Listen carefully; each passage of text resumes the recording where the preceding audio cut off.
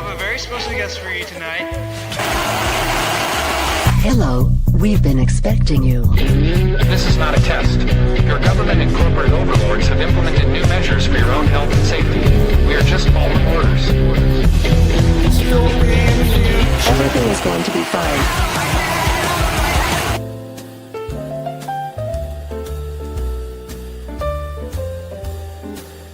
I'd like to introduce...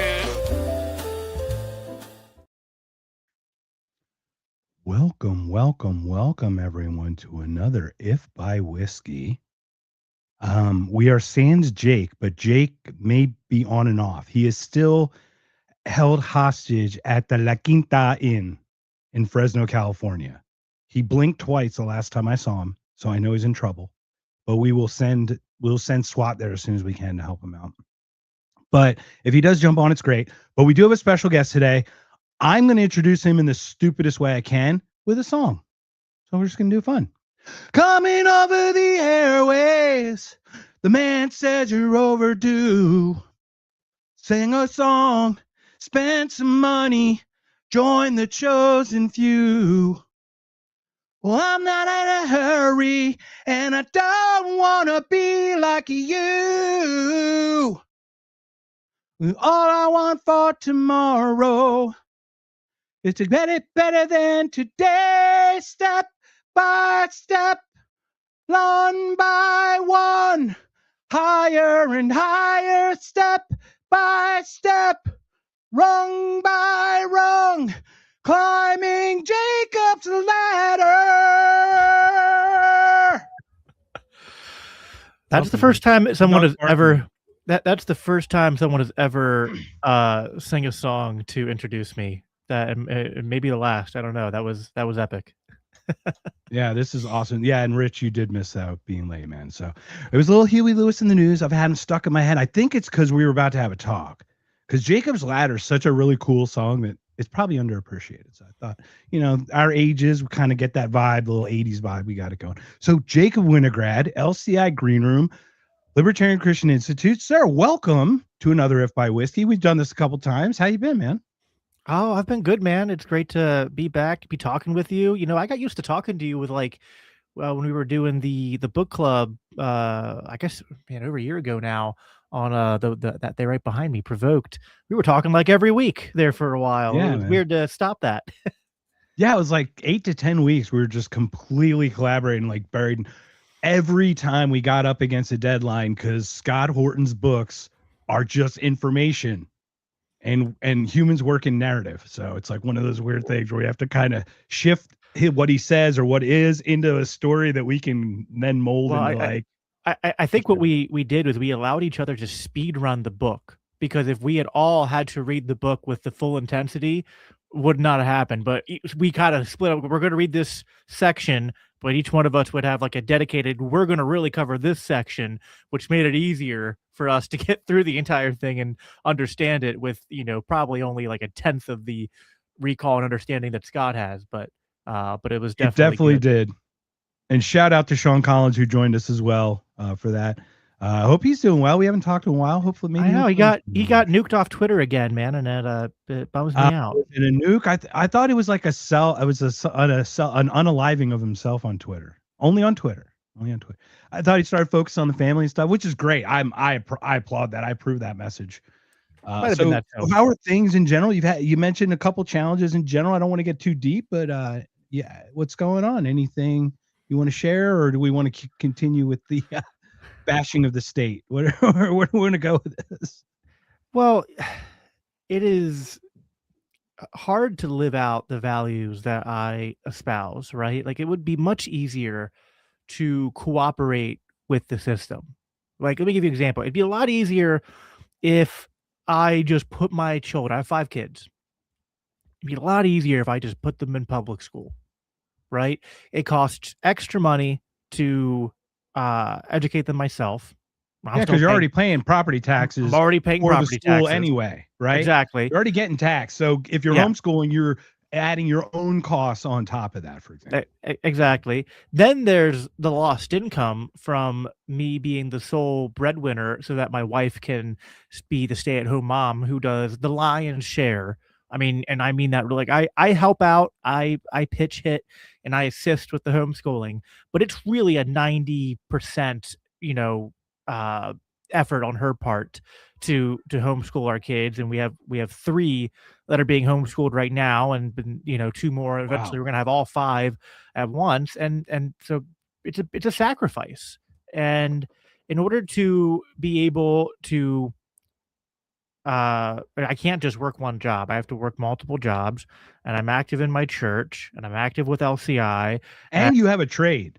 I mean, you have an actual trade and you work 2 jobs. I mean, just think about how the economy is, how things have devalued over time. Is like you have a real skill set as a mechanic, from my understanding, and you still have to work 2 jobs. You know what I mean? It's like, oh wow. yeah, no, I mean, and Crazy. I'm so if in automotive mechanics, you're the higher echelon money is to be made if you are a diesel tech, or which I'm not, or which I am, a transmission specialist, automatic and manual transaxles and things like that. But yeah, even that, to support a family of 7 and homeschool them and And then only try have to, half an income, technically half an income stream, yeah. right? So it's a lot of it's a lot of work. And so, like I was commenting, just being busy and life's a roller coaster. You get hit with sicknesses, you get hit with family deaths, you get hit with family drama. I have close friends of mine who, I got a friend in the hospital right now. I got another friend of mine going through a divorce. I have friends of mine from church that just went through a really, really tough pregnancy and delivery and all that. Like their son had to get open heart surgery pretty much like, the week after he was born. And it's so much, and it's a lot of work, and it can, be very frustrating. And yet, even though I know it'd be easier again to put my kids in public school, it would be easier to not be, like, if I wanna do side work, it'd be easier to get side work in something paying more, whereas I put my side work into things I'm passionate about, into things that I think are trying to move the needle of our society in a direction to try to make it better for my children and my grandchildren, right? It'd be a lot easier to just live selfishly and in the moment, and cooperating with the system. I would have a lot less stress, but I don't think I'd be happier. I think I'm happier with living out my values and making the sacrifices I have to make in order to try my best to be, uh, consistent to my values and my principles and my faith and all that. So, it's a grind. It comes with, costs, like, trying to maintain a healthy relationship with my wife, trying to be healthy, trying to find time to work out and meal plan and eat well. And, I'm not saying I do all those perfectly. In fact, I feel like most of the time I'm doing a lot of the times I feel like I'm not doing a very good job. And yet, you know, we keep moving because it's all you can do. And Yeah. Well, and in the mo I'd in the also moment, like to, let's go full circle on that. What goes around comes around. When time comes that you will struggle, which will happen, when you aren't the one with this and the support role, right? Like when they're not coming to you, when you're the one in the bed, when you're the one with, with the help that's needed. That's great that you have that community that will come and they'll take it on for a little bit, right? yeah.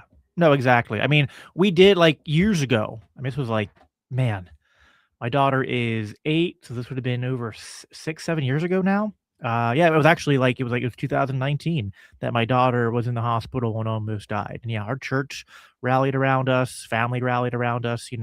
It's nice to know that, man. It's nice to know that you got people that care about you, that are going to help you through the tough times. And it's like, I think a lot of us, like, we can, when we're going through hard things or when life's a constant grind, we can kind of wish it wasn't.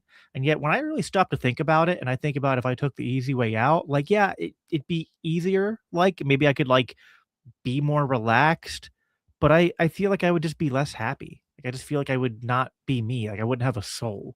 I'd just be another mindless drone NPC in the crowd. I guess it's like it almost goes Could I back to the replace Matrix. happy maybe with fulfilled, right? It's kind of like a fulfillment Yeah. because like it's kind of it's kind of like a balloon or something that's just empty. Like it'd be boring. It'd be a boring life if it didn't have stuff that you'd have to constantly pull on this and push on that.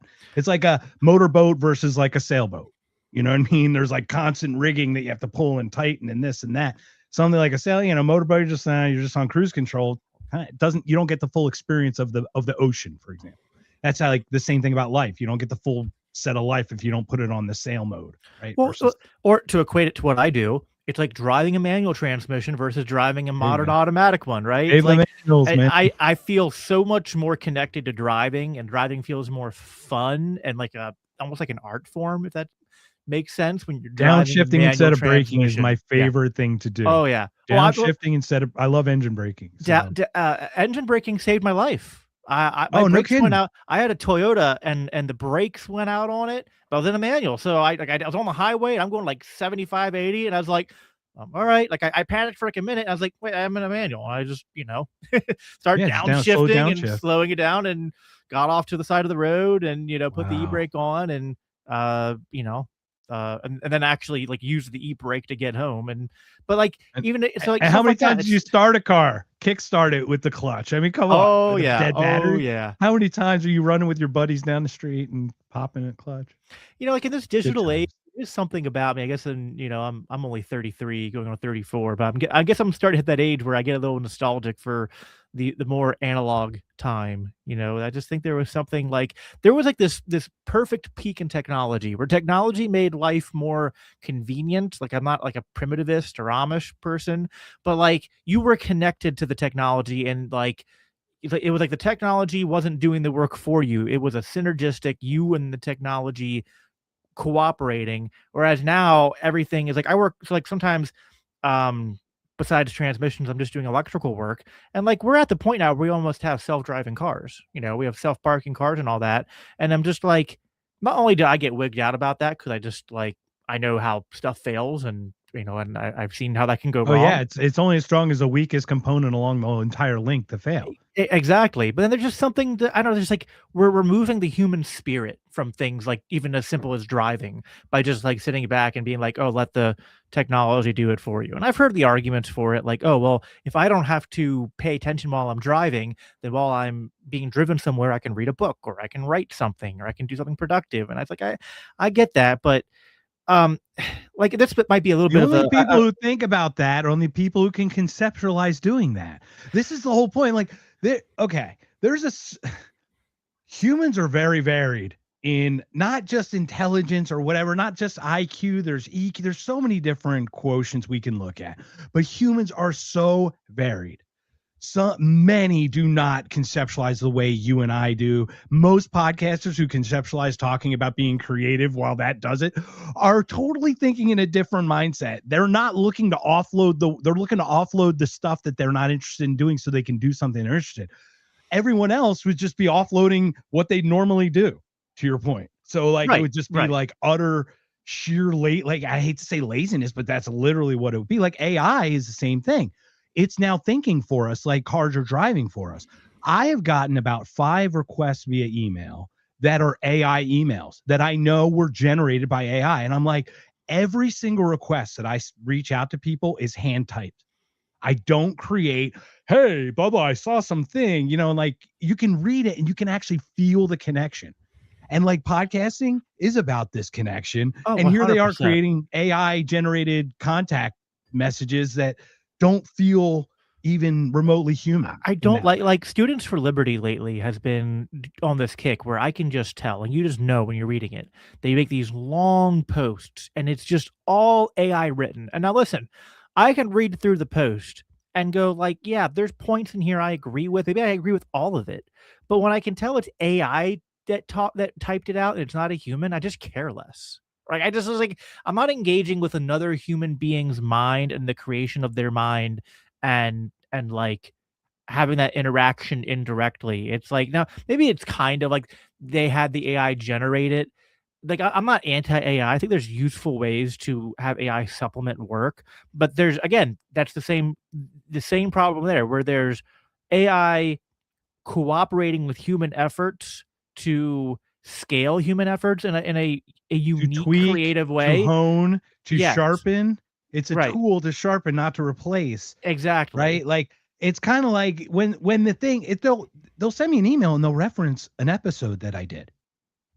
And it was an If by Whiskey episode, and they're like, that was a brilliant not conscious episode. I'm like, dude, you don't know what you're talking about. You know what I mean? Like, it's clearly you didn't even watch it or didn't even listen. It's crazy. It's Well, and there's something about this whole AI thing and technology thing, which like, so I was raised in an evangelical, conservative, Bush voting household, right? Like the stereotypes are just kind of explain themselves.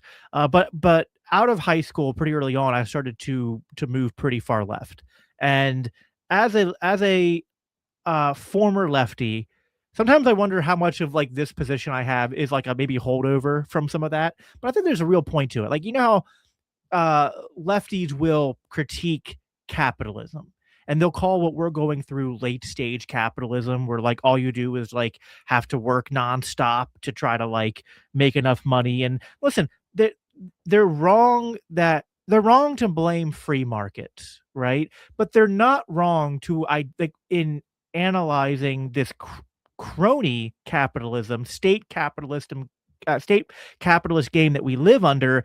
We're turning rigged. into RoboCop.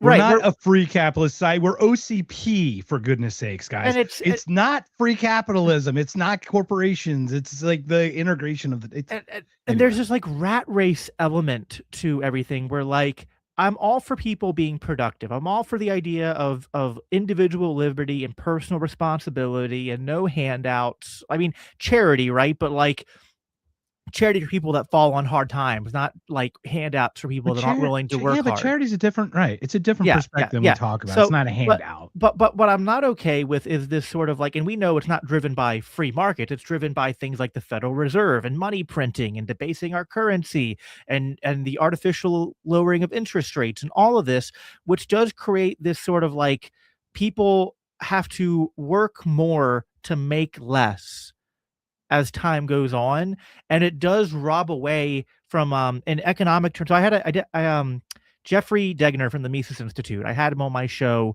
a couple months ago, and we talked about this. And in economic terms, it's the difference between productive time, like working time, and leisure time. And leisure time doesn't mean that you're just being lazy. Leisure time can actually still be like economic in a sense, but like instead of producing things or doing things for currency, it's like the time that we spend in art and in music and in parks and recreation and in nature and like all that. And because of this system we live in, we have less leisure time, and we're kind of made to constantly be working and productive.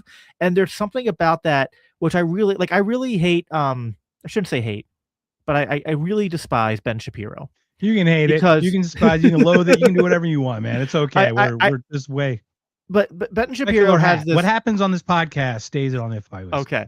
So Ben Shapiro has this whole shtick, right? Other than that, he thinks that you need to go die for Israel. Which one? The one with the eyebrows attached to it? The shtick with the. Yeah, no. But Anyway. but he has this thing where he thinks that anytime someone is complaining about America, he kind of does this like, well, you just need to pull yourself up by your bootstraps, and anyone can succeed in our country, and acting like there's not systemic issues, right? And that bugs me because like I don't think he's a champion. He tries to mask his game in a sort of free market libertarian language, but what he's really saying, the actual subtext behind what he's saying is, I don't want to undermine the system that upholds the American empire, which also supports Israel. And I'm not just trying to go after him because he's Jewish. This is not an anti-Semitic thing. But Ben's literal words are, the number one reason why I support America is because it supports Israel. So he's really Israel first and not America first. And so basically what he's saying is, you just need to work twice as hard so that Israel can do whatever it wants, and America can continue to send billions of dollars of foreign aid to them. And there's just something about that I just find like especially offensive and evil and heinous. That's just like, it's even bigger than that. It's like don't worry about the system that I've figured out and gamed for my advantage, right? While boxing out other people trying to do what I do or something like that, right? It's beyond just like becoming great. It'd be one thing to become greatness, but we're finding that people are being handpicked and just completely failing upward. I mean, Oh, it's 100%. unbelievable. There are you can tell the difference between creators who are self-made and have organic followings versus ones that are kind of pay to play. Josh Hammer is pay to play. Dave Rubin, same idea, pay to play. Ben Shapiro, I might say he's a bit more talented than some others, but he's Well, he still used a to be lot very pay to talented. play. Now he's not as talented as he used to be. Well, Now he's more of was a pain in the never ass. he was He actually sounds like a young version of Mark Levin. If Mark Levin, if he grows up, then he's gonna sound like Mark Levin, for God's sakes. Oh gosh, can't even imagine. These You imagine people are Mark Levin, just but at Ben absolutely Shapiro's amazing. speed. I mean, that just sounds like absolutely like. Oh Seriously, my gosh. that's the thing. You need to like morph him as he gets older. He starts losing the hair. The yarmulke doesn't cover as much. It's crazy, man.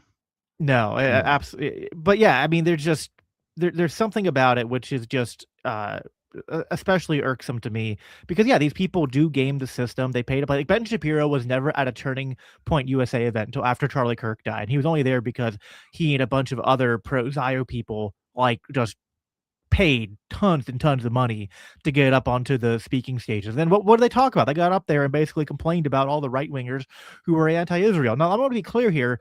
Like, there's a lot of things where I don't like things about Candace Owens. I don't like things about Tucker Carlson.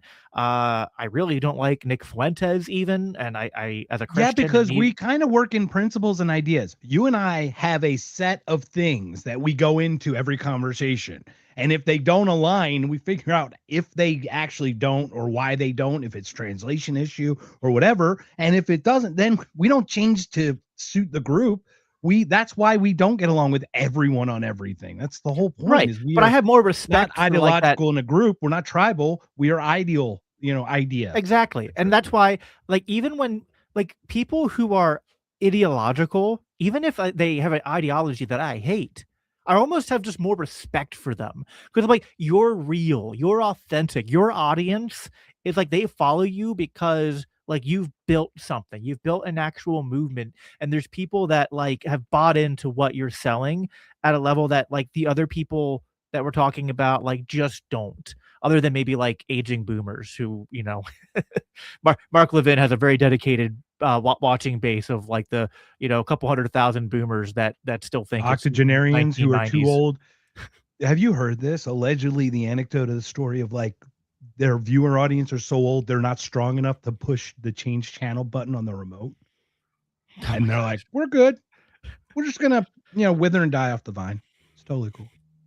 Yeah. Well, there's also it's also like this for all the talk about like old people complain about like millennials and my generation younger like not having high attention spans. So I'm like, well, no, it's just we have a different focus. Like for things that matter, we listen to like 2-hour podcasts, right?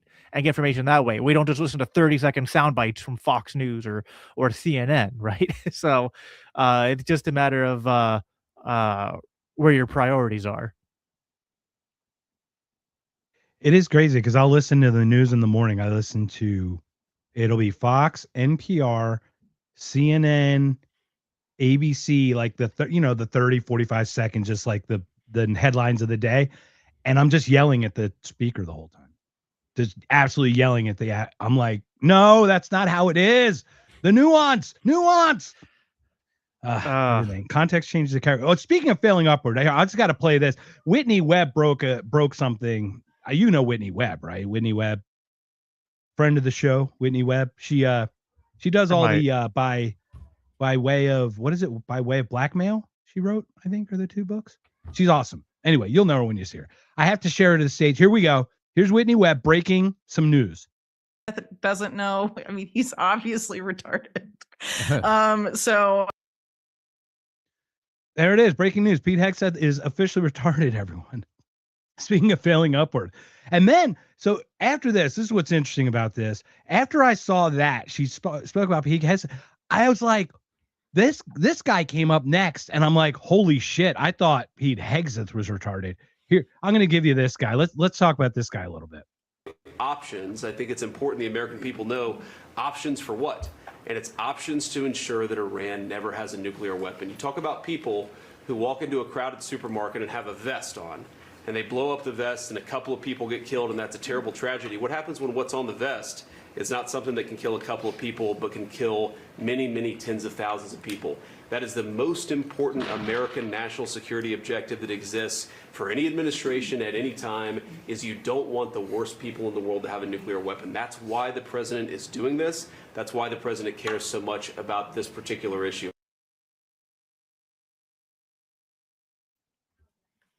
A vest. Like, never been thought of in the 47 years we've been at war. Is that what we've been at war for? 47 years? Well, I ran with a 1953 that we overthrew. Carry the 3, you know. It's like, go ahead, man. Yeah, I wanted to believe that like Vance and other people in the Trump administration were better than they were, but I mean, Tulsi, yeah. I mean, it's just holy mackerel, man. Listen, like I'm writing a book right now, and one of the things in the book I go into is the and Vance is a Catholic, right? And so I talk about the Christian and largely Catholic tradition of just war theory. And like one of the ideas behind just war is that like you have to have just cause, which means you have to present evidence for like, oh, we had to do this. There's no evidence being presented. And there's actually conflicting evidence, because on one hand, it's like Tulsi Gabbard says that they're not pursuing nuclear weapons and they're keeping their enrichment high and are willing to negotiate down. And then we do the 12-day war and we say we take out their nuclear capabilities. Obliterated. And now a year later, it's like, but now we have to do regime change, because even though Tulsi then doubled down and said, nope, they're not pursuing nuclear weapons and they haven't rebuilt their nuclear capabilities. They're not even trying to right now, but there's still an imminent threat of them having a nuclear weapon. And I'm sorry. I know it triggers some people when people like Dave Smith get up on a, Piers Morgan show and say that for all this talk about Iran being the biggest sponsor of terrorism in the world. And then he says, no, Israel is the biggest sponsor of terrorism in the region, and America is the biggest sponsor of terrorism in the world today. It's just facts. Just on any objective measure. If terrorism is, we are going to use violence to intimidate people and kill people in the pursuit of advancing a political agenda, which, how else would you say, what is advancing American interests? Right? American interests isn't like a going to Iran, silly, and putting ground troops in and having a ground war. That's what's in America's interests. Like, oh, you're just so silly, Jacob. Like, listen, for as much as we talk about the war with Russia and Ukraine being this proxy and being provoked by American foreign policy, right?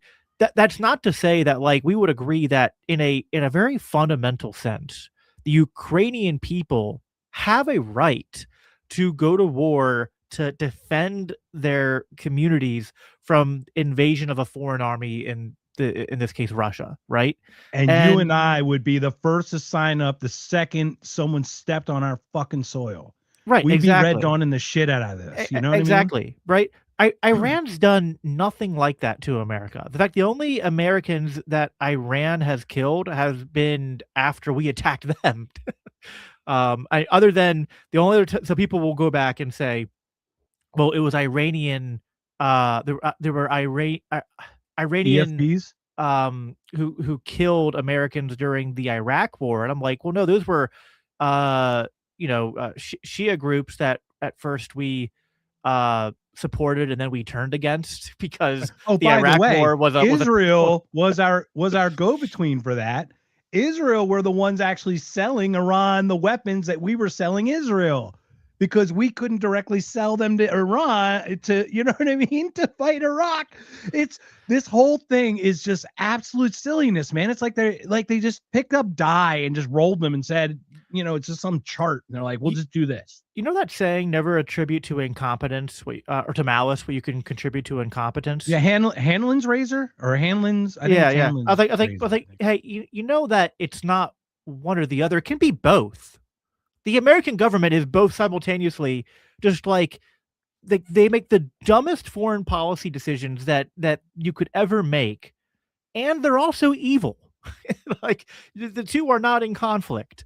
And that's why you have over, I mean, depending on on what time range you want to, I think just from 2001 to present, it's like 1.5 or 2 million people who have been killed as a result of the war on terror, both direct and indirect deaths. So that's casualties from war, that's combatants, but also civilians, and that's also the indirect deaths caused by war, caused by the embargoes, The that lead to worst kind, starvation displacement, and starvation, displacement. disease, Yeah, just all sorts all of of stuff. that. That's, I mean, it's one. Look, we know that blowing up is a horrible, horrible way to. I think starving to death would be just absolute, just way worse, man.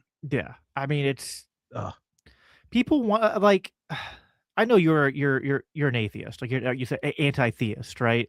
Yeah. And so like, neither one of us, because I'm a Christian, you're an atheist. Neither one of us are like pro-Islam, right? I don't look at Right. the religion of Islam and go like, I want more of this in society. But I also recognize that, like with any religion, there are violent extremists, and then there's a lot of people who are peaceful and just practice their religion privately, or in a community of believers, and we can all live in relative proximity with each other and not be killing each other. Uh, I don't care if you're Muslim or Jewish or Christian or Hindu or Buddhist or Jainist or atheist or agnostic or Scientologist or Republican or Democrat or whatever, right? If you're living in a town where, or an area where bombs were dropped and your neighbors and your children or your parents or all the above died from either drone strikes or starving to death or diseases caused by American foreign policy and intervention or Israeli policy and military intervention, I don't care what group you're in, you are now infinitely more incentivized and, uh, through just basic understanding of psychology, to become radical and to hate. It's not even radical at that point. Like, you know, it's like if a government killed my family, it's pretty logical, actually. Not really extreme to hate them, right? It'd be like, imagine being Well, a nobody's Jewish talking family. about Lebanon right now. Let's be honest. Lebanon is being invaded by Israel right now, while America are focused on Iran. No one's really talking about it. And we've taught, what was it? Landlocked, this internal displacement of like 1 million people. And your internal displacement, holy shit, they can't even get out. They can't even get out of the cage, guys. This is just Imagine horrible being humanitarian. Imagine being Jewish in not in Germany in the 1940s, and then someone going like, "Oh man, guys, why do you just you hate the Nazis and you want to like you think they're this evil empire that's killing all these people? Like, you just sound so extremist right now. Like you want to go kill Adolf Hitler, you want to go kill, you know, just to overthrow this tyrannical government. Like how at some point, I'm Even not Germany okay. didn't overthrow Hitler. Even to the end, they didn't overthrow their own government. Listen, Let's not, I know. as a Christian and an anarchist, I am never okay with an innocent person being killed, even if it's in a defensive war. Okay, so like what Hamas did on October 7th, where they're going after Israeli officials, I don't have as much issue to say. Where they're going after civilians, that's a big problem. Although, of course, we also know there's the Hannibal Doctrine, which states that Israeli soldiers are supposed to, you know, fire upon their own civilians rather than let them be captured. But that's not to say If that Israel knew nothing about it and it was an absolute surprise, absolute 100% surprise attack and all that, it was an absolute act of aggression, and we don't stand for that regardless. right, Regardless of really who it's on, to your right, point. 100%. So like, but Yeah. just the basic idea of like, is it the extremism is, and where it becomes terrorism is when resistance to an evil threat blurs from I'm just going to respond to the aggressors, to like collectivizing groups of people and not distinguishing between actual aggressors and innocent people. But the thing is, that's being done on all sides of these foreign conflicts, right? When Hamas says, I'm going to kill civilians to punish Israel, that's evil. When Israel says, we're going to, level Gaza and kill, millions of, sorry, not millions, but tens of thousands of innocent civilians, and enforce a blockade that starts to starve them to death until finally there's so much pressure we have to relent. That's evil, right? Like, it's just, and think they're both acts of terrorism. So I don't know. Sometimes the truth is offensive if you're There's like guiding. evil and there's special evil. Like, I mean, look, raping anyone would be evil, or graping people, anyone be evil. But graping a child, it's an extra. None of them are. They're both evil. Obviously, the same level evil we talk about. But you know what I mean. But like, to that point, you add that child element to the it. The Hamas terrorist, who was a peaceful person who then grew up in a landlocked area, basically an apartheid open air prison, who lost their parents to Israeli strikes, and then joins Hamas to go fight them and commit crimes against innocent people. That's evil. The extra evil is Israeli soldiers who, just because they view Palestinians as subhuman, say things like, it's time to go mow the grass, and just say, support the kind of greater Israel Likud project. And like I sometimes, people might say, oh, you're anti-America, and I'm just like, I don't know what that means. Like, am I anti? What? I'm not anti. So what do you mean by America? It's like, I'm not against America war. the land. Is that what America? Is that how you're defining America? Right.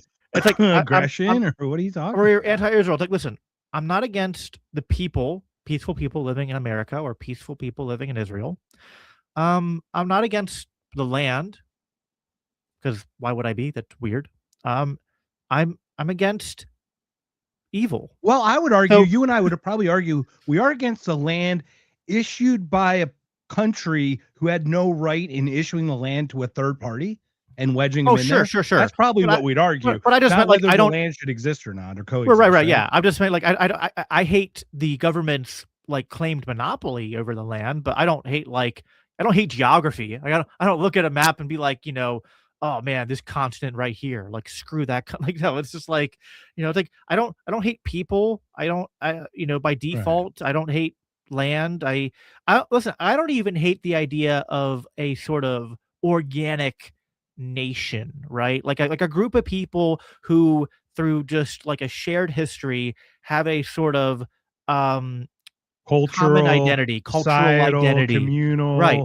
That's fine. Tribal kind of coexistence. That is what a nation really should be. It's not the government, it's not the country, it's the nation. And that, when we talk about like borders, libertarian style, like, that's where the nation needs to be preserved, because the ideals of certain things do need to be preserved.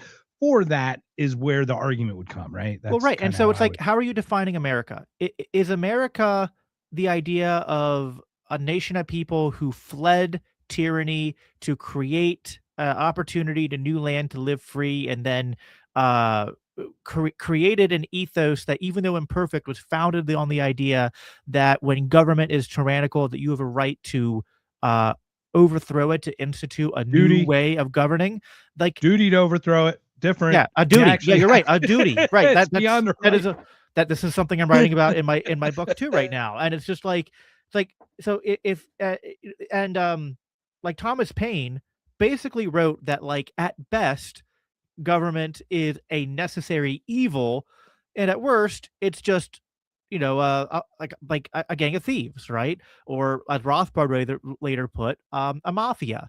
And really Augustine, a Christian theologian from like the 4th century, basically wrote the same thing, that, like, without, if government doesn't serve justice, it's nothing but a band of robbers, right? So, like, that is what, if America is like a nation built upon, like, the American dream and liberty and overthrowing tyranny, then like, cool, I love America. If America means we dominate the world because we're great, because like we have this like claimed right to look out into the world and declare who is evil and who we have the right to overthrow and who we have the right to kill. You know, if loving America means loving the world's biggest empire, no, I don't love America. It's just it's really simple. I love what's good and I hate what's evil. So when you How attach Frederick America, Douglass of you. I know, when you attach evil to America, then I hate America. It's the transitive property, right? If America equals good, I like America. If America equals bad, I don't like America. Well, that's a funny thing. Is like, what do we love? Free speech, Second Amendment, the first 9 and 10. Okay, cool. No. Sketchy on 16 and 17. Mark, sketchy on some other why ones, don't but you- still, Mark, why don't you criticize what we don't like? Mark, why No? don't you like trillions of dollars spent and creating a multi-trillion dollar deficit? Why don't you like millions of innocent people killed? Why don't you like being in a country where your government is run by shadow elites and PDF files who Yeah, but refuse to be given to justice? Like, why do you? It's like, oh boy, there's so much to love here. Why do I protest to any of this? Do you see what Jason wrote? We just got an if by America, you mean.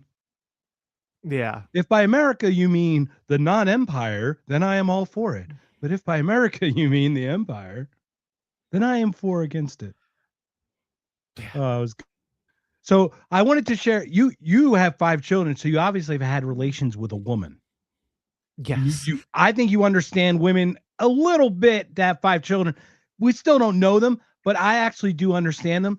There's a woman who just clarified it for me. I'd like to share it with us if we could, just to have a little levity, a little break of from the seriousness. Okay. Okay. Everyone watching, pay attention. This person's going to tell you exactly how women think, feel, act. It's brilliant. Understand women. You can tell a lot from a woman's mood just by her hands. For example, if she is holding a gun, she is probably angry. I had to put the logo in front of the confirm because of YouTube, but can confirm. I can. That's a good one from Gnome, by the way. If you know Grumpy Gnome, that's who shared that today. So I saw that and I wrote, I'm too busy with my girlfriend's hands around my neck that she can't grab the gun. And then he said he pays extra for that. And then I said, I actually pay extra to get beatings without the bruises showing. So Hey, there was a man, little back and forth today. The Bible says that, the marriage bed shall not be defiled. That means like someone else stepping into the marriage who's not part of the marriage. What happens between a married couple is completely fine if it's agreed upon. I don't kink shame. What's interesting too? I've just thought about this stuff is like speech is not just the right to say whatever you want. It's also the right to like refrain from saying something. What a shock. You know what I mean? Like, it's like privacy. It's like no one thinks about privacy is not about expressing yourself. It's about not sharing certain things that you don't want to share. No, like, 100%. I don't think people perceive it that way. I don't know. I look at shit weird. So. No, I think, that's the whole idea behind like, you don't have to self-incriminate. No, you get a warrant, right? Like you have a right to privacy. And anyone that wants to invade that has to be able to provide sufficient evidence to be able to raise a charge against you to explain why they're infringing upon that natural right. Yeah. Well, I want to share something too. This is Dark Crypto. Go to the Rothschilds. They're ones responsible for all the genocide. Funny story today. I don't know if anyone, no one follows me, so I don't think anyone saw this. But basically, someone added me today, and they want to come on the podcast. They want to come on Knocked Conscious. His name is Rabbi Rothschild. He's a rabbi and a Rothschild. And I gotta figure this one out. So I'm really curious. So he and I have had a little back and forth. Hopefully we'll have something. And then welcome Vasus. Hey, what's up, man? Vasus. That's cool. Do you know Vasus? Yeah. I see the cross, so I assume. Excellent. So LCI, what have you guys been up to? What have you guys been doing? Or you know what? We want to talk about Dave? Because Dave's coming. Dave Smith is coming to Phoenix on May 7th, 8th, and 9th, I think. And I'm going to see him the Friday night. I hope I can talk to you offline because I hope we can connect somehow. But you just recently posted something about him, because something about him being a comedian or failed comedian. But you know that, have you heard the latest trope? He's a comedian with the least amount of jokes, is what they say now. Some statistic. He is the Guinness World. Literally, they say the Guinness World Record of saying the least amount of jokes. Dude, really? What is going on with this propaganda? So there's this kind of like weird fallacy happening here. I don't know if there's a official name for it, but it would be like if I said, so I told you I'm a transmission mechanic, right? Now imagine that you said, from all of our interactions, I've never seen Jacob rebuild a transmission. I think he's got to be the worst transmission mechanic in the world. Be like, have you been to where I work? Have you actually like that's not a part of my. So a lot of people have like, they've watched Dave on Joe Rogan or Piers Morgan or all these shows, and he's in that role, he's doing political commentary, right? It's like, so yeah, when he's doing political commentary, he's not going on Piers Morgan on a current events panel to do stand-up, right? Kind of like when I'm driving, I'm not walking, right? Imagine if I was driving a car, I'd be like, it's like, do you even walk, bro? Like, it's the most low IQ, mouth-breathing NPC nonsense I've ever seen in my entire life. I mean, it's just like, you don't even know how to respond to it. And like these people, the guy I responded to, like Ashton, whatever his name is, it's like 30 seconds after Dave posts that he's on Joe Rogan again, is quote tweeting it. It's just like, oh, failed comedian and all this like normal garbage. I'm just like, listen, maybe Dave is like 100% wrong. I mean, he's not, but maybe he's 100% wrong in everything he says on Joe Rogan and Piers Morgan. And you have all these breakdowns on, why we need to go kill 1 million people in the Middle East or something, right? More power to you. But it's like the dude sells out comedy shows on the regular. I mean, he's a headlining comedian. Now, like he's like knocking at the door of the elite upper echelon where like you get Netflix specials and things like that. But like, and people don't even know what that takes to even get on a regular circuit to begin with. Like, but like, let's not get ourselves. But those comedy people, circuit is hard. It is a grind. Those people in that upper, elite echelon, Dave has had like those people like on his Legion of Skank show, and they've done shows together. So it's like, it's not like he's like some like bottom feeder, like just doing local gigs. Like he's a, national comedian going around touring full time, and also a political commentator, because you can do more than one thing. And it's Dave Rubin is a failed comedian. Well, yeah, Dave Rubin is a failed comedian, just to be clear. So it's just stupid. I don't even know, like, what's the point of it?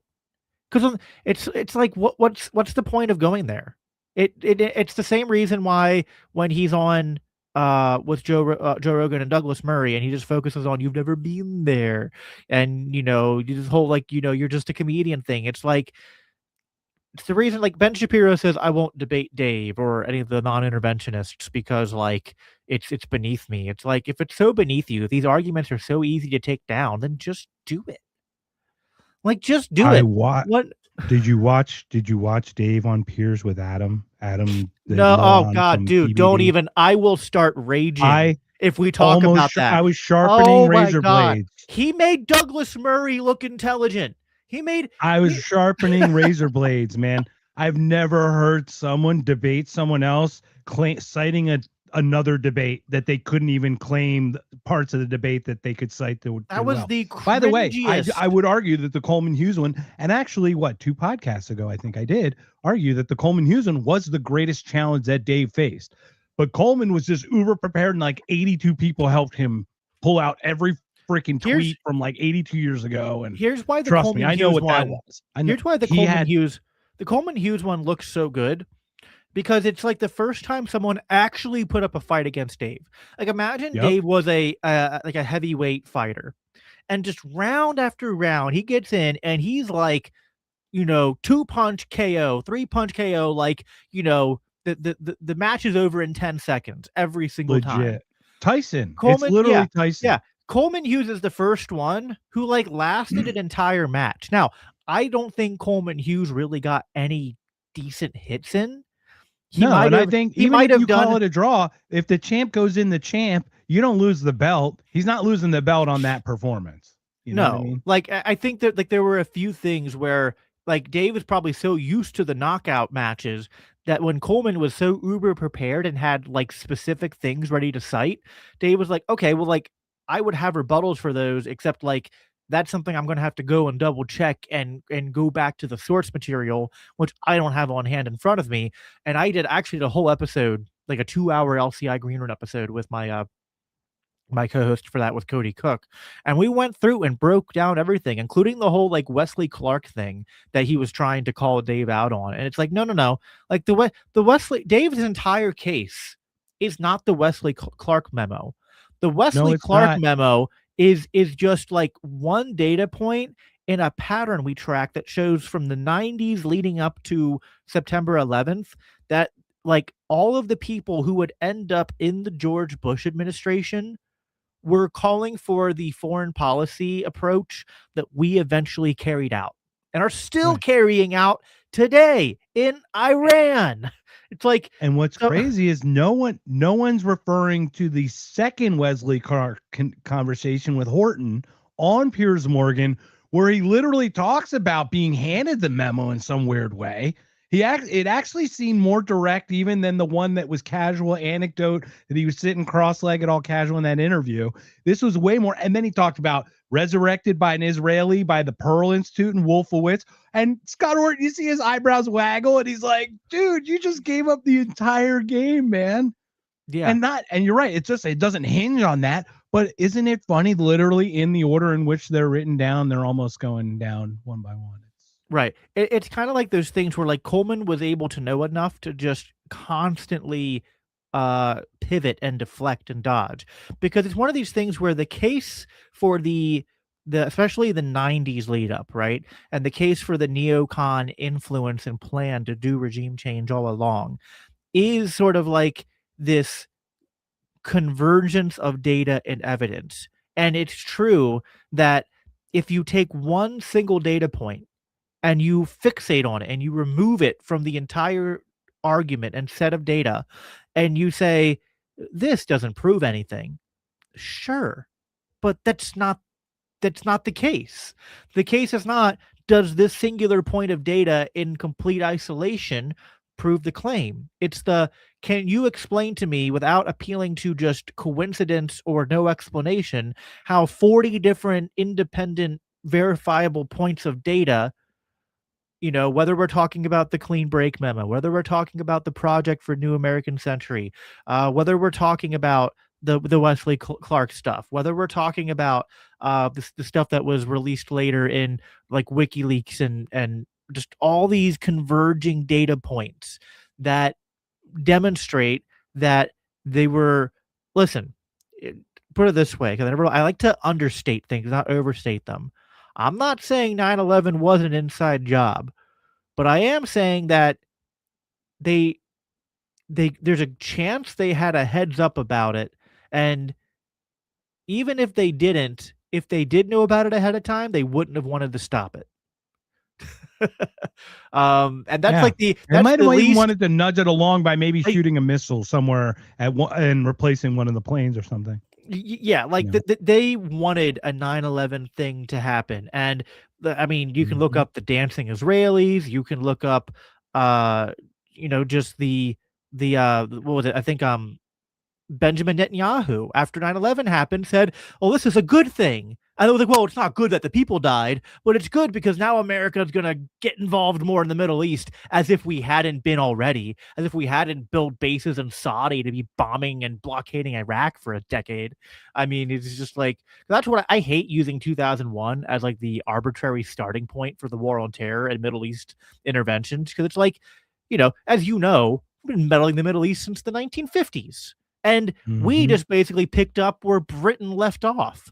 Like Britain was kind of like, fine, we're done being an empire. America here. It was just like basically in a boxing match. It was like, we they kind of came said, in, hold my beer. yeah, they just Because kinda we came and murdered tapped a us lot in. of people. We murdered a lot of people. That's the shame about it, is like, it's one thing if you have military against military, people chosen to die for their countries going at it. But how much is collateral? I mean, what, 90% of drone strikes are civilians or something? It's like, that seems like a inverse ratio of what it should be, don't you think? Like, even, and one is too many, obviously, but 90% seems excessive.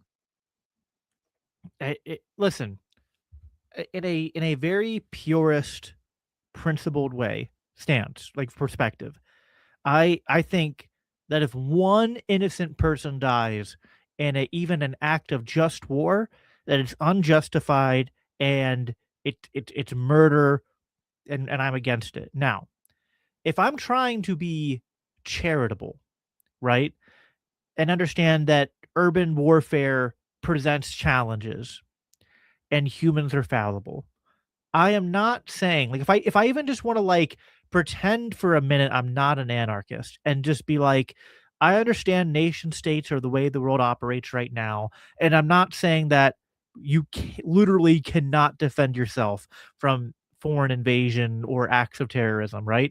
And I am not saying that your response has to literally be 100% guaranteed to not have any unintentional collateral damage, right?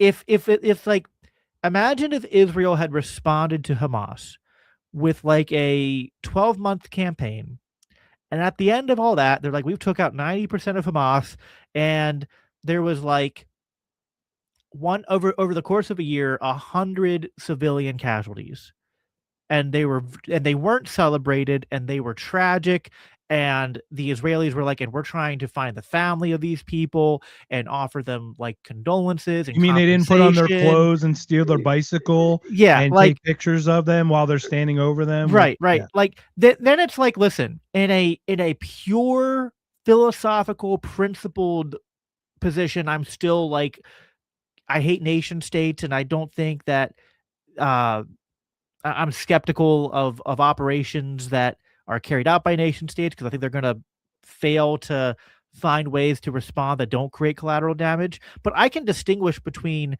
true, like, you're trying your best within the flawed system you're in, versus like you say, well, it's impossible to avoid collateral damage, so F it. Which is That's the other basically thing too. what Is like, we do. it's kind of the point. You had the gentleman, you were moderating the debate between Dave Smith and that other gentleman, and it's like, you can be principled, but friction exists, drag exists. It's like the world is not a vacuum, and the whole Right. take a penny for the whole save. It's like, to that, you're really gonna go to this like drill down way. It's like, you just know what feels right.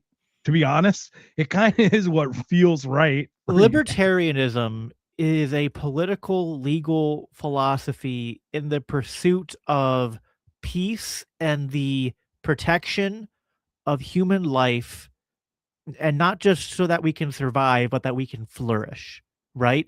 If at any point, now, I think to Zulu's credit, Zulu wants to push the philosophy to say, if we have an area where we don't know how to answer this in a way that doesn't seem to contradict our principles, let's not give up and throw our principles away. Let's try to find a way to resolve the contradiction. And I respect that.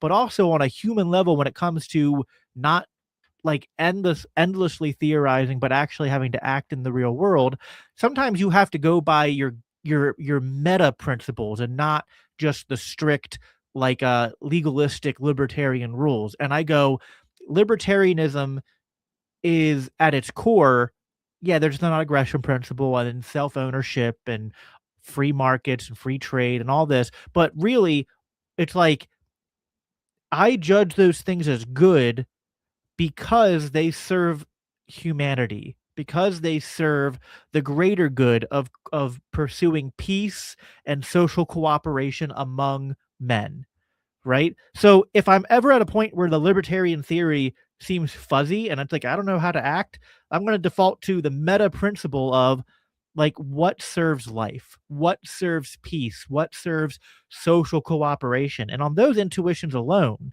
you can just that's where I like you can judge um like in nation states are authoritarian, anti-reason, anti-life entities. But there is a scale there, right? And you can kind of judge, okay, I can see in history, examples of nation states engaging war in ways where I go, yeah, I think that this is imperfect, but it was more on the side of trying to protect and preserve life and liberty than it was trying to destroy it for those in power, right? Like the American Revolution is a very complex subject. There's even libertarians like Brian Kaplan who actually say it wasn't a justified war.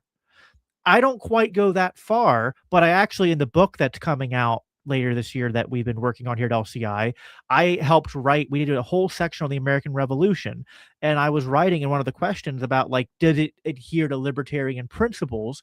And my answer, just in a nutshell, was it did not perfectly adhere to libertarian principles because there was drafting and there was taxation and there was killing of innocent civilians and or at least harassing of them and imprisoning of them if they were loyalists and things like that.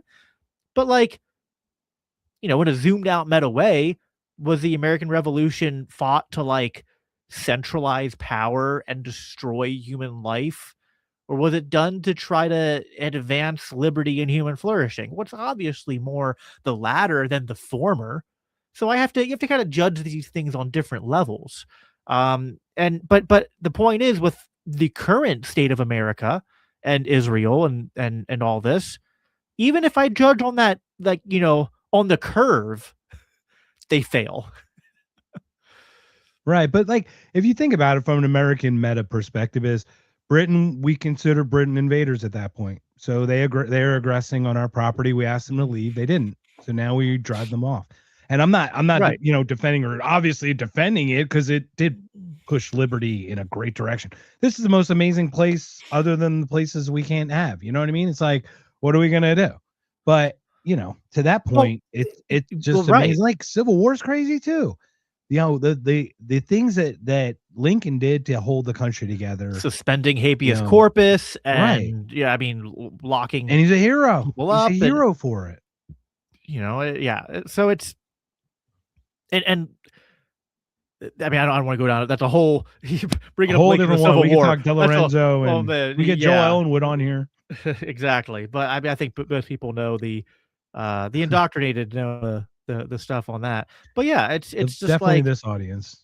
yeah, it's just frustrating. Like I don't want to. I really care about libertarian theory and principles and all that. But yet I do try to, like in that debate I moderated with Dave. It's like I want to have a foot in theory and a foot in the real world and kind of try to find a way to move forward, balancing both. And yeah, like I think the way you said it's like you love this place. It's like, yeah, I actually love America. Because I love America, that I hate our government. Because like we are not just killing people halfway across the world, but like we're in a metaphorical sense killing our own people. We're devaluing our dollar. Sometimes we're literally killing our own people when it comes to what ICE is doing. But yeah, we're devaluing our own dollar. We're saddling our children. Don't forget Ashley Babbitt. I talked about that yesterday. It's like funny how like the Ashley Babbitt's one side, and then you've got the pretty and good on the other, and you're like, they're all overreach of the state. It has nothing to do with elephant or ass. Has nothing to do with either of those two things. Has nothing to do with blue or red. They complete state overreach that caused the murder of 3 Americans. Sorry, that's just how it is.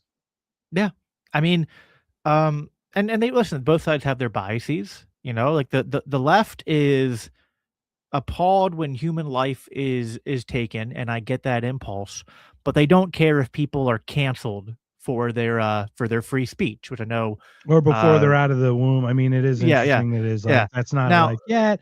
Now, I'm not saying I disagree or agree, but to your point, it's like the argument is right. That's not alive yet. But then once it is alive, that needs to be protected. It's like interesting, right?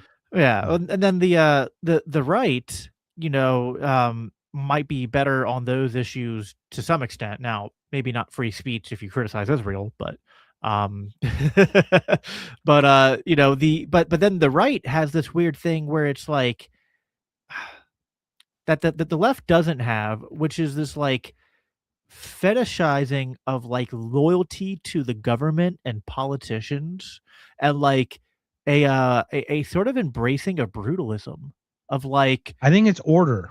Yeah, like to a Jordan. If I were to use like a Jordan Peterson analogy, that is not chaos, and the left is more chaos, creative, uh, pushing the edges, trying to move the needle, and the right, the conservative, is the one holding with the white knuckle grips, trying to keep it together.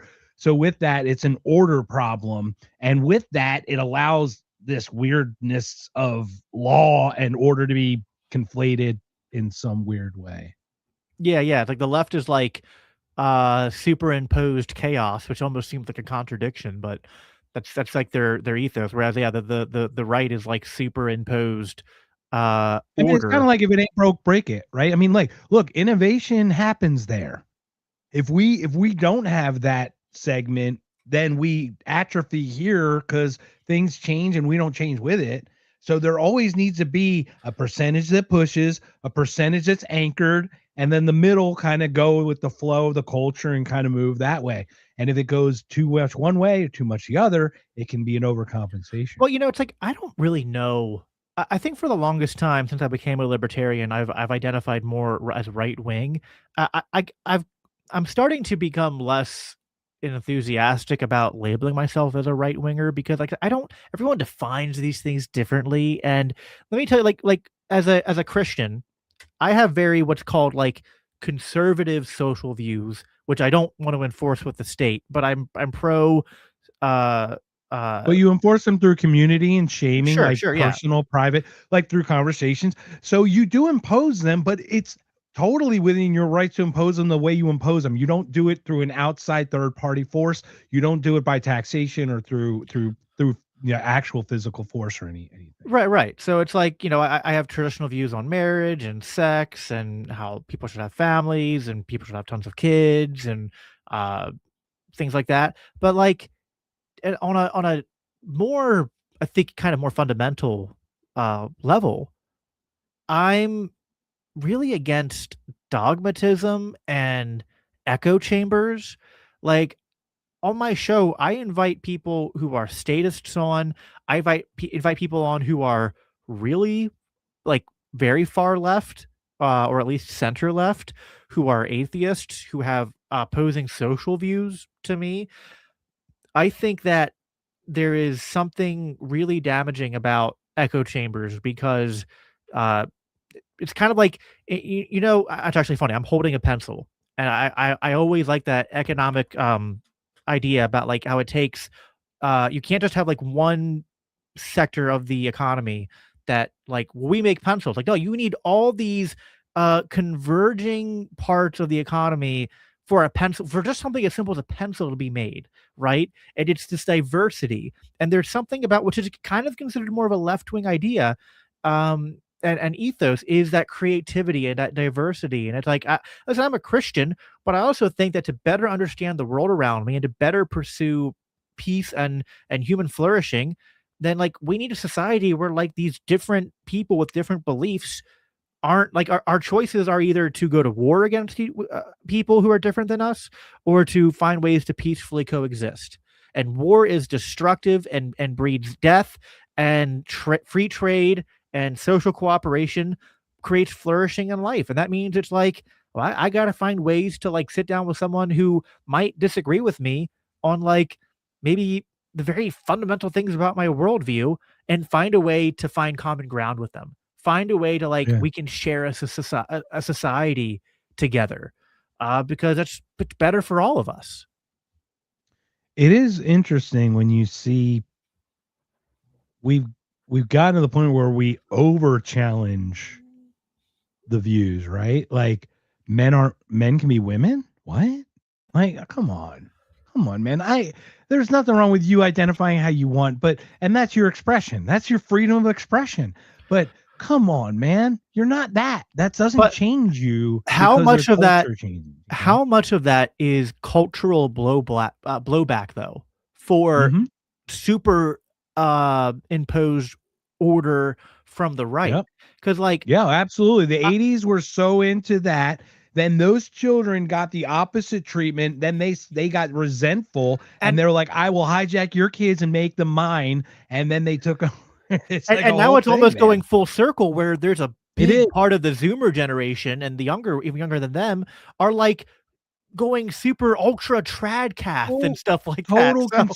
Total conservative. Yeah, it's interesting. It's such a weird watching his pendulum, and it's like I would assume the technology, it's got to be social media just exacerbating it, but these pendulums are taking wilder swings through the middle, and I'm like, can we just kind of, how about stay here, like in this area? Can we do this? We don't have to go here, and then we don't have to go there. It's like a whole dance, man. It's crazy.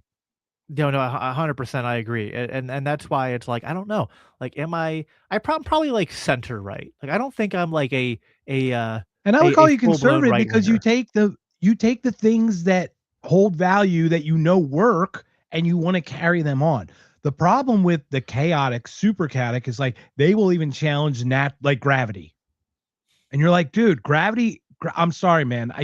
Gravity's real. It's here. It changes by altitude, obviously distance from the, like I can tell you how gravity works, but you can't just deny that it is or isn't there just because you want to break the system. You know what I mean? Like, well, and I think one of the things that makes me, I think another thing that makes me more right wing, which is related to what you said, is that, and I'm curious where you line on this, but because you're an atheist, but I feel like it's weird when there's libertarian. I'll explain, but it's not that. But go ahead. but I feel like it's weird when libertarians say that there isn't such a thing as like objective morality. Now, maybe I can kind of steel man it. I think they mean that like not all morality is objective at the point of law, that it can be imposed by force.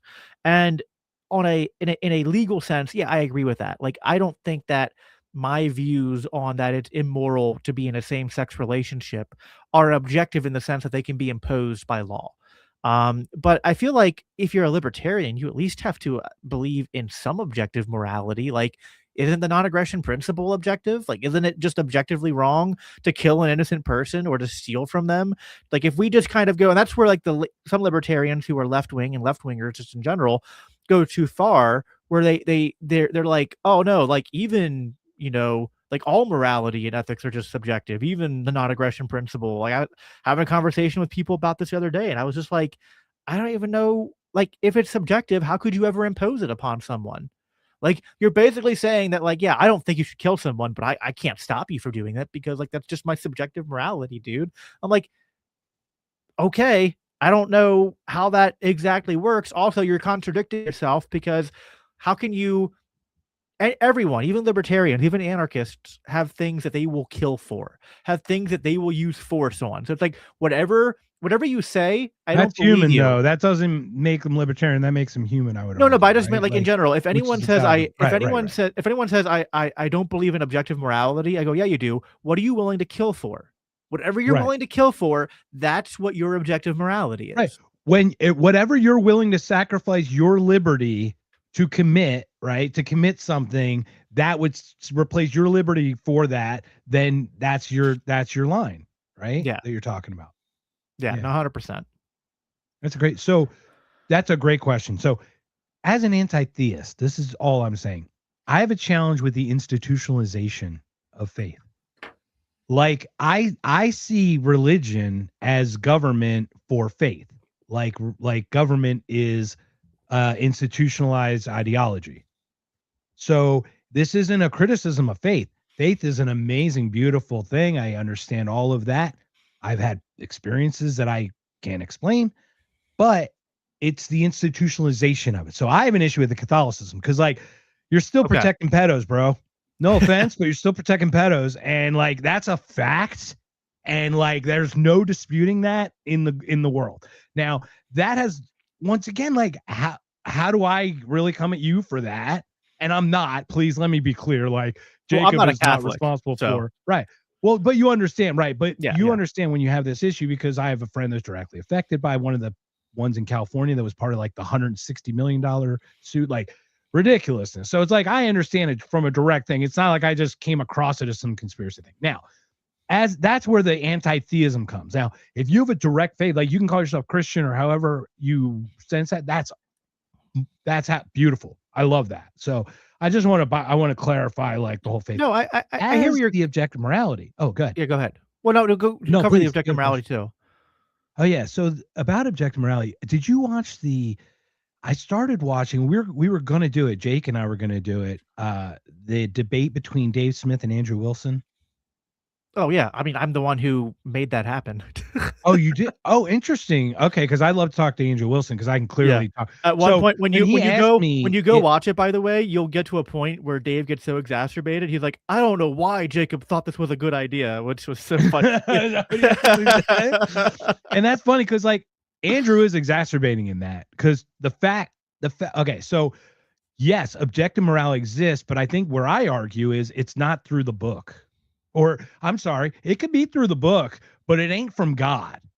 It's not from God. It's still through human, regardless of where we got it on this paper. It's through a human that was pushed. So there's already a bias and a perception. So from my beginnings, nothing's from God, because it's already through a perception of a human before it reaches parchment, tablet, stone. If God brought a book down, which obviously we can say he did through man. That's the argument. Now, this is just from a 50,000 foot because it's like it's such a big, deeper conversation. But yes, Sure. I think objective morality is a thing where we can just logically consider what don't steal shit, don't hurt people. These are really clearly easy things to not do. I would be the initial one, and then it got, honed, right? So that's where I'm at. So like, I lost a friend to suicide. He texted me the morning asking me where I am, and I didn't respond to his text because it would have been like I should have. Now, would I want him to not kill himself? Yeah. Would I stop him from doing it? If I could somehow tell him he'd be loved and I wouldn't want him to go? Yeah. But I don't know if I could use force to stop someone from choosing to do that to them for themselves, to be completely honest. Yeah, So I don't know It's an interesting dilemma. Like, because I think on one hand you can't. On the other hand, if you can tell they're not in the right state of mind, I think there can be a justification to intervene. But it's kind of it's messy. I get what you're saying there. Yeah, and he would not have been in the right state of mind. But it's like I've spoken with this kid a million times. It's like I would have talked him off the ledge. I would have been the only one. It wasn't rough. The proverbial ledge clearly, but. I know what you mean. Like yeah, I have a cousin that I was close with growing up who committed suicide, and like I mean it's just tough. You always think like, and I remember like we had hung out once earlier that year, and I said we were gonna like do it again sometime, and then you just get busy, you don't follow up, and it's one of those things that like it's real tough. But I mean, first of all, just since you brought it up, I just want to say that like if anyone's listening to this and you have any thoughts of suicide and you don't think your life is worth it, like it is, like reach 100%. I mean, I don't know you, but reach out to me, reach out to loved ones, reach out to your friends. There are always options. I don't care whether it's you're going through something really hard or you just feel lonely and isolated. Like there's always, you could be going through the darkest times and think it's never going to get better, but I promise you it does. I promise you that there's people who are willing to walk with you in that dark place and help you get to something better. So I wanted to say that anytime suicide comes up, I'd like a yes and on that, if I may. Yeah. Just because the advice, this is excellent. Thank you for sharing that. I've done a podcast about suicide, about people we lost to suicide. So if people want to go through a catalog, I'm sure you've talked about it. I can imagine how many times you've mentioned it or it's come across. You are valued. First of all, if you know someone who is hurting, do not add burden to them by asking how you can help. Just do something for them. Oh, Say, hey, 100%. I'm coming over. I'm gonna pick up your clothes and I'm gonna wash a load of laundry. Or I'm gonna wash your dishes. Let me clean your kitchen. Don't ask them how you can help them. They're already suffering. It's Yeah, no, something I 100%. never heard that before. And when I heard that, it clicked so strongly because I've always been like, they never told me how I could help. I've always told them I'd be there for, but you have to be there. So just be there for them, I think is a real good point. Yep. People don't like to ask for help. Even people who are doing okay. It's like we generally we I think this is kind of a cultural thing too, probably as Americans and Westerners, but like we don't like asking for help. Um we might want it, but we don't want to ask for it. And so yeah, don't ask people, "Oh, if you need anything, let me know." If you know someone's going through something hard, even if they're not like, it could just be depression, it can be pregnancy, postpartum. But listen, postpartum's tough. My wife's had 5 kids, and postpartum is like a really big deal. And so like if you know someone who's pregnant or about to give birth, like, make Make sure meals that for them, make meals clean for up them, show around, up. like pick Yeah, things up. Yeah, 100%. vacuum, something, Yeah, just do something. yeah. Yeah, like don't sometimes people don't even know what to ask for, or and maybe all they really need is just someone to be like, I want to do something for you, right? It's just something small, but just like, yeah, showing up, presence, that's such a big thing. We live one of the things, like going back to what I said at the beginning, like this kind of rat race sort of culture we live in, where we have to be hyper productive to stay ahead of this inflation devastation that the Federal Reserve and our war machine puts on us.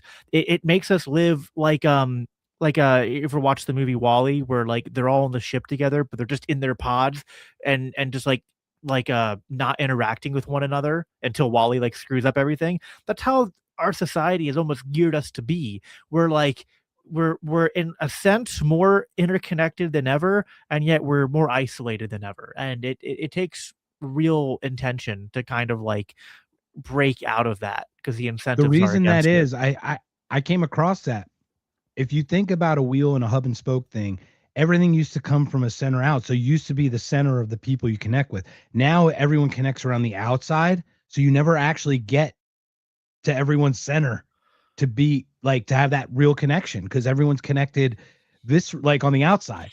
They're Yeah. connected, but they're like it's like a virtual connect. It's not a real actual connection in a way. Yeah. So Yeah. It's like I do want superficial to at say, best. Jake, speaking of which, Jake had an issue today at the La Quinta in Fresno. His internet went to crap. So I'm sorry, Jake, that you couldn't make it. I just want to put that up there, but It's all I right. guess Well, he's going to get a really bad review to La Quinta in Fresno. well, I'll have to get you both on my show, and that way we can have a extended conversation on this. But I did want to respond to the stuff you said on the anti-theism, because I kind of get Oh where you're yeah. coming from on that. And there's I think there's something to organized religion when it's not done through a sort of like authoritarian Salesman? mechanism, but when it's done Yeah. through Like a like community, through a community center of yeah, people like just like spontaneous, kind of coming like together. the way. So there's often a misconception that like the biblical canon, like what books are in the Bible, that like, oh, the Council of Nicaea got together and they just like dictated by fiat, like here are the books of the Bible. But it's actually not true, because when they got together, the only book of the Bible that was kind of under contention was, I think, the book of Revelation and maybe the book of James. But they kind of got together, and like there, if you could actually track, there's people like Athanasius and there's people like Origen and church fathers, and different canons that have been developed for hundreds of years before that. And you see the doctrines and the creeds and the canon of Christianity being organically developed through conversations of different uh, bishops uh, and Clements and church leaders over the first 300 years of church history. And it's an organic development, which then is like they got together and they were like, hey, like we've been together for a while now, and now Christianity's legalized, like let's compile like all of these things and agree upon it. And get now there are times in church history then when you do see uh institutionalization of religion in a way that's not that kind of spontaneous development and an organization, but it is top down tyranny and authoritarianism, and a lot of that does come from more of the Catholic uh, Church. Now, as a Christian on a theological level, I view my Catholic brothers and sisters as fellow brothers and sisters in Christ, and I don't Yeah, doubt for their sure. faith. Just like you would a But Lutheran or yeah, Episcopalian. yeah. I would But assume anyone who believer in Christ, who you would see as a yeah, brother in arms and something. but I do, like, one of my critics of the Catholic Church is it's like not so much the theology, but it is uh the institution itself. And it's this kind of like this idea, it's like, well, we're the one true church, and like this is the organization that you have to be a part of, and we're the ones who get to dictate what scripture says. And as a Protestant, I reject that. Now, I think that that's like this goes back to that left right thing we were talking about, right? And like the worst times in history and the worst elements of Christianity, especially from like the from Catholicism, are almost that, again, that hyperimposed order. But then I think a lot of the left wing theologically liberal Christians kind of they went too far the other way, and they're like, well, Christianity can just be whatever you want, man. Just believe whatever you want, and the Bible says whatever you want it to say. And actually, it was probably all written by man, and I think that's also wrong. And like the Protestant tradition is that would be a actually subjective morality then. That right, wouldn't be exactly. really Yeah. objective then. So like it's like interpret. I mean, it's kind of tough though, because interpretation does make it challenging with the well, right. So translations the and the stuff. the But yeah. Protestant tradition says, well, hold on. We believe there's objective truth. We don't think objective truth can be dictated by a centralized power. We think that it's a conversation. We think that we have to have open dialogue and an ecumenical. Like Protestants are actually very ecumenical, like Lutherans and Presbyterians and Baptists and Methodists and all that. It's like we all think we're Christians. We have different opinions on some of the things the Bible says, but then we have like what we do is we create categories. We go, here are the core doctrines. We all agree on these. Here are secondary issues. We don't all agree on these. We think these are really important. Your And they're Gaga tertiary. or your MAGA, make God great again. Your mug. But anyway, I don't know. all that to say that, like, I think that I think you agree. Like, there's a way to have a sort of like a defining of a religion, an organizing of a religion, even coming up with doctrines and theology in a way that I think actually, embodies a more libertarian sort of spirit and ethos. And I think Protestantism, at its best, historic Protestantism does that, where it's not this, it's a balancing of creativity and openness so that it doesn't become rigid and stale and tyrannical. But it's not so open that just anything goes and nothing's objective. There is no objective truth or anything like that. And that's the kind of that's literally how we have to live our life. That same Yeah. anchor in reality, conservatism, while we test the fringes for malleability of moving forward without getting stuck in an island and not being able to come back or not being able to survive. Well, right, exactly. And like, one of you brought up Jordan Peterson, and like, Jordan Peterson's such a tough thing. Like, we could maybe talk about him, Nowadays but it's yeah, so tough. But one of his the best rules he ever came up with was like, always assume the person you're talking to knows something that you don't, right? And I just feel like strip away politics, strip away religion. I just think like if there was one rule that I could force every single human being to follow, it would be that. I think society would just improve infinitely if every conversation people had, they just operated with the like, this person might be really different than me, and I might have strong disagreements with them, but there's probably something that they know that's vitally important about life or human flourishing or just anything, little or small. There's something they know that I don't, and that means I have to approach this conversation with humility about what I don't know that they probably do know, and respect for them, and maybe even an interest to find out the things that they know that I don't know, right? Like, how much would that orientation just like fundamentally change the way that we approach human conflict in society and everything. And I think it's kind of like that is, I think, almost at root what causes a lot of conflict is that people I think anytime you get to the point where you're like, I know it all, I haven't figured it out, I have it all figured out, and these people are wrong, and they just have to listen to me. That's almost like the precursor to authoritarianism, if you think about it. Yeah. Well, I mean, yeah, it's like imposing my speech on others. Right. Yeah. I mean, that's why free speech is so important, right? It's like Hit him over that. Yeah, but Ron Paul's right. How many times can Ron Paul actually be right? oh, It's dude. hard to- no, but it's hard. Yeah, it's interesting. So, Ron Paul well, is look, good. man, this has been awesome. Been an hour and a half already. Snap of the fingers. I can go more, but do you have anything you wanted to discuss? You're our special guest today on If by Whiskey. Once again, unfortunately, Jake had some La Quinta issues. That's fine. No, I mean, you know, I could just, I guess, like talk about my stuff quick here at the end and kind of plug, but like, Yeah. yeah. So obviously, so I host two shows, the Biblical Anarchy podcast, which is like my personal podcast that comes out every other week, and then I also do the live show, which is the Green Room for LCI. I also do digital media and marketing for the Libertarian Christian Institute, and yeah, I mean, like we're just a group of Christians who are committed to promoting the ideals of liberty and a free society from a Christian perspective. And we write a bunch of books, we do a bunch of podcasts, write a bunch of articles. We're going to be at Freedom Fest this year. So if you guys are going to be there, you know, make sure you look for me. And we just had Valerie Lee on yesterday. So oh, cool. So Yeah. she, President CEO of Freedom Fest. So we once again, Whiskey 100, $100 off. Speaking of Freedom Fest, thank you very much. Whiskey 100, $100 off. So yeah, you're going to be there, man. Have we got a group of people that are going to be there this year, man? It's going to be. I'm it's excited. going to be pretty. I'm really looking forward to it. The group has grown exponentially just in the short time I've visited Freedom Fest. Yeah. No, and I just think that like it's there's some parts of the liberty movement, like maybe the Libertarian Party, that I'm a little gray pilled right now on, but I'm also kind I'm of like darker than that on the parties. Yeah, parties are I mean, it literally is like, yeah, I think you either go state or no state, and then look, if you're at least no state, then you go subsidiarity and you do the least amount of statehood as possible, but you're always opposing state. Like there's just like there's just no way around that.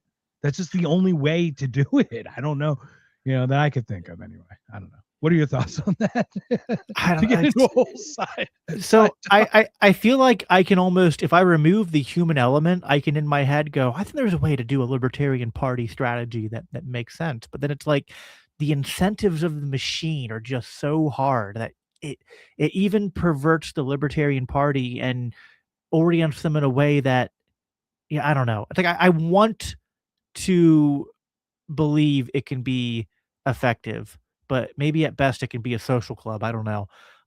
It's tough because it has the word libertarian. The thing is, I think the smarties that we know, look, let's be honest. If you're a libertarian minded and if you're liberty minded, you're kind of going against the grain.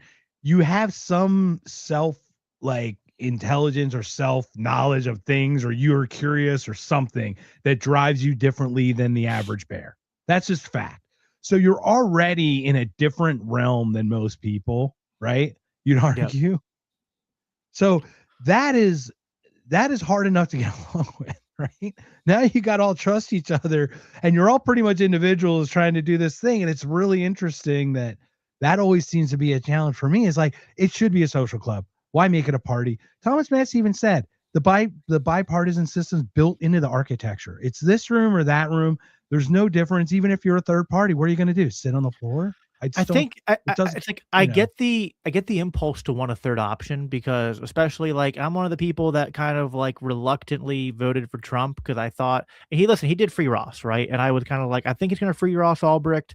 Maybe we'll get a couple other wins. I thought he would not be as disastrous as he's been on foreign policy and other things, and so I get it. Like people are like, I don't want to do nothing. I don't want to vote Republican. I don't want to vote Democrat. Can't there at least be like a third option, like a pro? I think if the Libertarian Party was just like the middle finger to the establishment party, I'd be happy with that. I think we need like a voice in the political machine serving the role that like Thomas Massey kind of does now. that Rand Paul at his best has done, and that the person who did it the best was Ron Paul, right? Someone in the machine that's just like, listen, this is all fake. These people are all evil. They don't actually stand for what they believe in. Here's the truth. I think we need truth tellers in the courts of evil to wake the people up who can be woken up. But beyond that, I think the solutions have to be outside of politics. I think it has to be the establishment of something counter to the state, parallel systems, parallel cultures, parallel societies, parallel currencies like crypto. And I think we play a role in creating that, because conversations like this are signals put out there into the world to show people that, like, rather than getting caught up playing this game that's just designed to keep you going around that wheel really fast and getting nowhere, you can opt out of that. The more people that do that, the more we'll be on our way to, I think the advancing human society has advanced over the millennia. We've slowly moved away from like hyper ethnic tribalism, although it still exists to small degrees. We've moved away from slavery, although slavery does still exist in certain parts of the world. Thank you, Libya. Yeah. Yeah, we did a great job in Libya, right? We didn't talk about that open one. air slave markets. But for all the imperfections, things have advanced, and I think that as we continue, it's really just abolitionism the whole way down, right?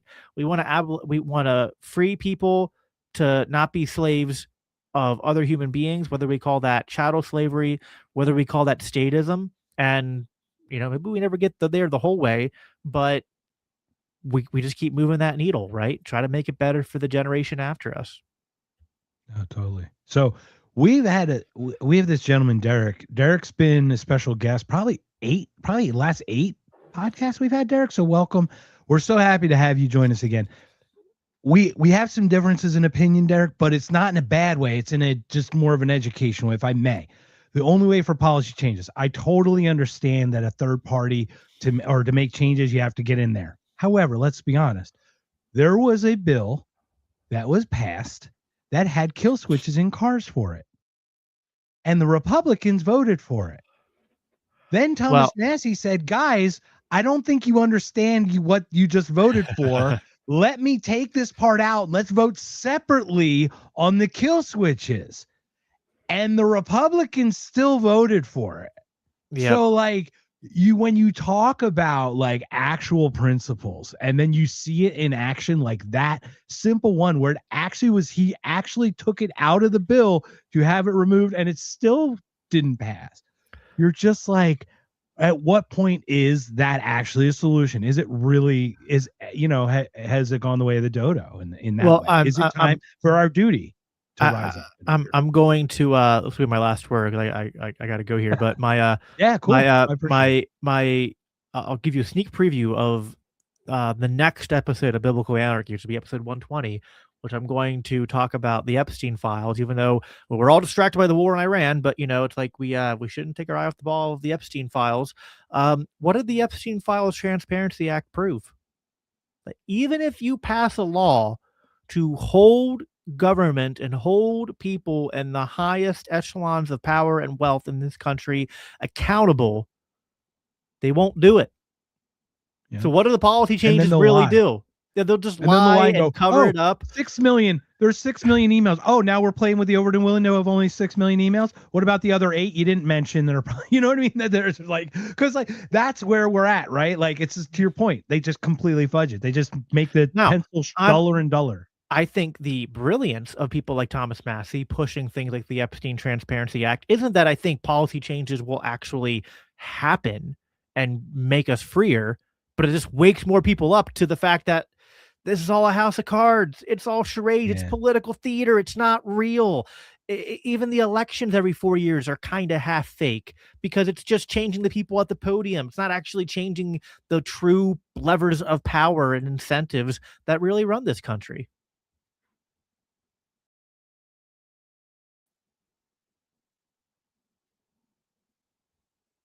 I'm back. You're muted. Mark, you're muted. At least you're muted on my end. I am muted because I really screwed that up. So I fat fingered something. And I just wanted to thank everyone for joining. So please continue that last thought if you could reiterate that last thought. I don't remember what it was though.